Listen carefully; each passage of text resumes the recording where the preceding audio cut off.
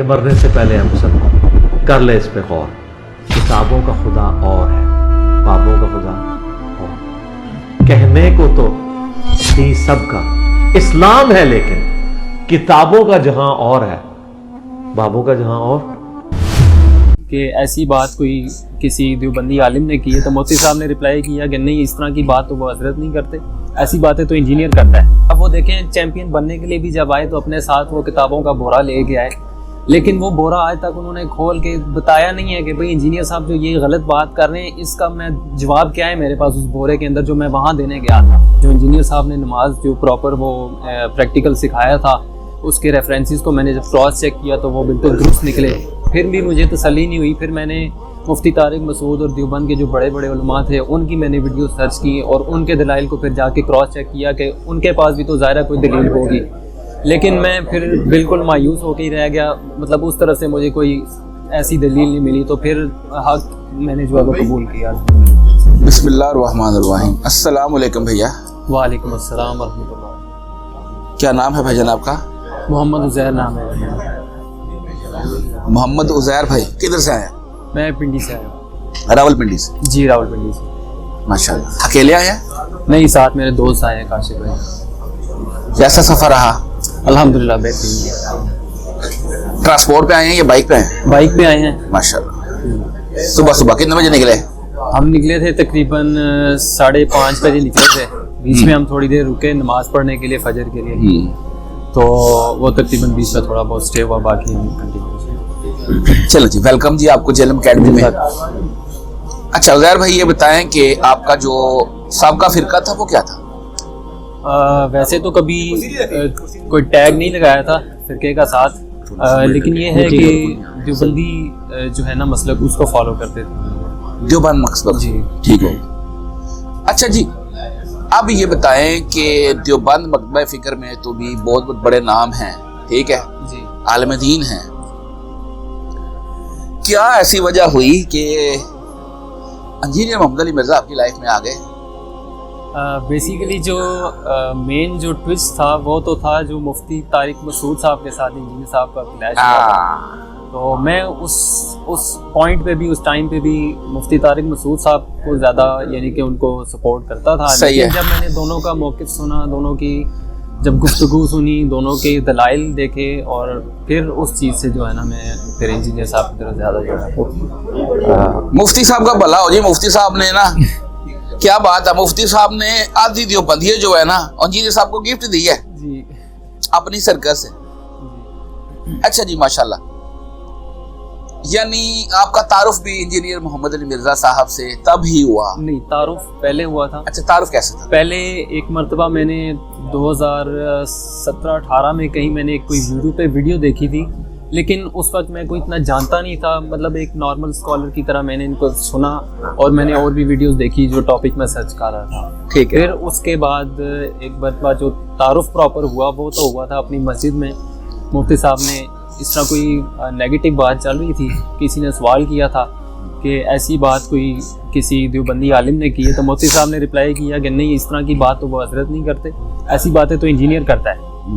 तो उधर से एक जहन बन गया था कि शायद इंजीनियर कोई नेगेटिव जो है वो स्टांस को लेके चल रहा है, ठीक बंदा नहीं है। ठीक है। तो फिर वो एक नेगेटिव इमेज ही थी। लेकिन जब वो मुफ्ती तारिक मसूद साहब का वो क्लैश हुआ, तो उसके बाद फिर मैंने कई एक वीडियोस देखी, जैसे नमाज का तरीका देखा, उसके ऊपर फिर मैंने अहादीस को प्रॉपर क्रॉस चेक किया, बाकी चीज़ें इसी तरह अमीर हज़रत मुआविया रज़ी अल्लाह तआला अन्हु का जब मैंने मसला सुना, और कई एक मसाइल के ऊपर जब देखा, अपने देवबंदी मुफ्तियों को भी फिर मैंने सुना, इनको भी जब कंपेयर किया, और दोनों के जब मैंने दलाइल को अहादीस के साथ जब मैंने क्रॉस चेक किया, कुरान के साथ क्रॉस चेक किया, तो तब मुझे एहसास हुआ कि ये वाकई जो इंजीनियर साहब का स्टांस है वो दुरुस्त है।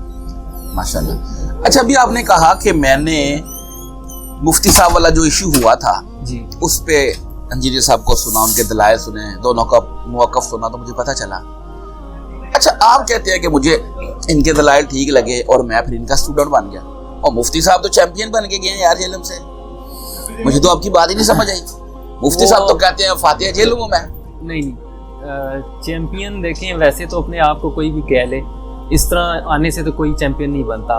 बात यह होती है कि अवाम तक प्रॉपर बात कौन पहुंचा रहा है। अब वो देखें चैंपियन बनने के लिए भी जब आए तो अपने साथ वो किताबों का बोरा ले के आए, लेकिन वो बोरा आज तक उन्होंने खोल के बताया नहीं है कि भाई इंजीनियर साहब जो ये गलत बात कर रहे हैं इसका मैं जवाब क्या है मेरे पास उस बोरे के अंदर जो मैं वहाँ देने गया था। वो प्रॉपर अगर वो बात बता दें खोल के तो अवाम जो उन्होंने गिफ्ट किया इंजीनियर साहब को हो सकता है आधी अवाम वापस गेन कर लें उनके जोन में कि अगर बाकी उनके पास प्रॉपर दलाइल हैं। लेकिन वो कहते हैं मेरे सामने बैठे तो फिर मैं जवाब दूंगा, वो आमद होगी बोरे में से भी या कुछ सामने बैठे। सामने बैठने का सिर्फ यही है कि बस वो एक प्रॉब्लम एंड पे आने वाली बात है कि जब उनको पता है कि इन्होंने सामने बैठने के लिए आना नहीं है, इन्होंने ये शर्त रख दिया, अब वो इसी चीज़ के ऊपर अपनी जो बची कुची अवाम है ना उसको यही इसी बात के ऊपर उन्हें रोक रहे हैं कि देखो वो सामने नहीं मारे बैठता।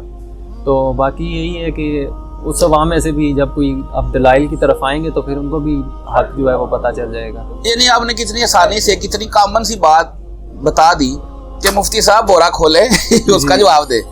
यार ये बात मुफ्ती साहब को समझ नहीं आ रही कि मैंने करना क्या था है, वो बोरा लेके घूमते ही जा रहे हैं, उसको खोल के पढ़ के एक दफा रिकॉर्ड करवा दे जान छुड़वा लें, वो नहीं कर रहे। सही हो गया चले। अच्छा अब ये बताए कि जब इंजीनियर साहब को सुनना शुरू कर दिया रेगुलरली या जब भी एज ए स्टूडेंट, अब आप उनको सुन रहे हैं, घर वालों का क्या स्टेटस था? घर वाले तो काफ़ी सॉफ्ट हैं जी।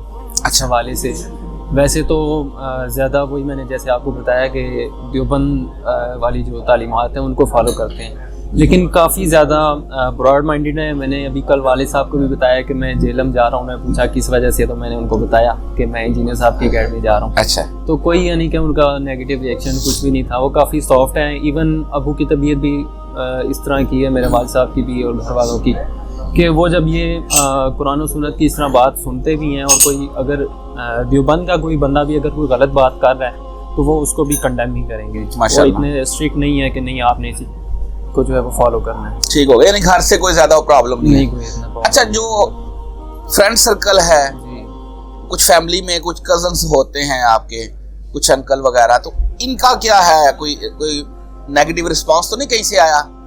होता ना जब पता चलता है यार ये इंजीनियर को सुनता है तो फिर लोग आ जाते हैं आपको समझाने, वो केड़े पासे लग गया अल्लाह दिया बंदे, तो कोई है तो होता है ना। उस तरह तो कई लोग हैं, कोई ऐसा वाकया कोई इस तरह की तकलीफ? जी पहले तो मैंने एक मरतबा व्हाट्सएप पे स्टेटस लगाया था अपना इंजीनियर साहब का जो हदीस है मौला अली के बारे में, मन कुन्तु मौला फ़ाज़ अली मौला अली, तो उस पे एक अहले हदीस दोस्त था, उसने जवाब दिया कि यार ये तो इंजीनियर तो इसका बड़ा गलत मतलब निकालता है, तो इसका मतलब दोस्त है, लेकिन इंजीनियर ने जो है वो इसका मतलब बताया है कि ये मौला को खुदा के मानों में ले रहा है। तो मैंने उसे यही कहा कि यार आप मुझे वो क्लिप भेज दो जिसमें इंजीनियर साहब ने इसको मौला का मतलब खुदा बताया हो। प्लस मैंने ये काम किया कि वो जो इंजीनियर साहब की उसके ऊपर वीडियो थी उसके अंदर तो मौला के जितने मानी बन सकते थे इंजीनियर साहब ने वो सारे एक्सप्लेन किए थे, वो मैंने उसको भेज दिया और मुझे गारंटी मैं इस बात की दे सकता हूँ कि उसने वो वीडियो नहीं देखी होगी। अच्छा। तो बस ऐसा ही था कि हवा में बातें कर रहा था और उसने मुझे आज तक वो क्लिप नहीं भेजा। इसी तरह फिर मेरे और भी कुछ लोगों ने कई एक एतराज़ किए, मिसाल के तौर पे एक ने ये कहा कि देखो इंजीनियर कहता है कि जी जो रफ़े दैन से नमाज नहीं पढ़ता वो काफिर है। मैंने उसको कहा कि आप मुझे क्लिप भेजो कहाँ भेजा है, तो आज तक वो भी उसने मुझे क्लिप नहीं भेजा, ना उसने खुद कभी सुना होगा, बस एतराज़ जो है ना वो कट्टे में क्लिप जो मार्केट में चल रहे होते हैं। बात ये है कि बस सुनी सुनाई बातों का एक दफा जिसने इंजीनियर साहब को सुन लिया ना सही तरह से वो वापस नहीं जाता। बिल्कुल ये हो ही नहीं सकता, इसलिए तो वो कहते हैं उलमा का क्यों कहते हैं किसको नहीं सुनना जी। इंजीनियर तो चाकी बड़ा पैड़ा है, वो जिसने सुन लिया ना उसने वापस को नहीं जाना। सही बात है बिल्कुल। अच्छा अब नमाज कैसे पढ़ रहे रफ़े दैन? जी अल्हम्दुलिल्लाह। शुरू कब किया, कैसे किया? मैंने 2022 में शुरू की थी रफ़े दैन से नमाज, और वही जब मुफ्ती तारिक मसूद साहब के बाद जब मैंने इंजीनियर साहब को सुनना शुरू किया और नमाज का तरीका, उसमें मैंने इंजीनियर साहब का दावा सुना था कि जो हनफियों की नमाज है वो साबित ही नहीं है। तो इस चीज़ से तो मैं बड़ा ट्रिगर हुआ। फिर मैंने जाके जो इंजीनियर साहब ने नमाज जो प्रॉपर वो प्रैक्टिकल सिखाया था उसके रेफरेंसेस को मैंने जब क्रॉस चेक किया तो वो बिल्कुल दुरुस्त निकले। फिर भी मुझे तसल्ली नहीं हुई, फिर मैंने मुफ्ती तारिक मसूद और देवबंद के जो बड़े बड़े उलमा थे उनकी मैंने वीडियो सर्च की और उनके दलाइल को फिर जाके क्रॉस चेक किया कि उनके पास भी तो ज़ाहिर कोई दलील होगी, लेकिन मैं फिर बिल्कुल मायूस होकर ही रह गया। मतलब उस तरह से मुझे कोई ऐसी दलील नहीं मिली तो फिर हक मैंने जो है वो कबूल किया अल्हम्दुलिल्लाह।